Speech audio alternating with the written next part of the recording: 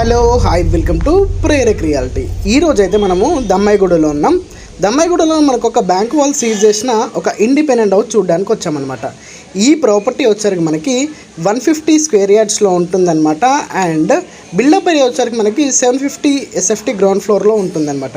And ఈ property bank వాళ్ళు 68 lakhs coat చేస్తూ ఉన్నారు. అండ్ ఈ మంత్ 15th ఆప్షన్ చేస్తూ ఉన్నారు. మీకేమైనా డౌట్ ఉంటే మీరు నాకు పర్సనల్గా మెసేజ్ చేయవచ్చు.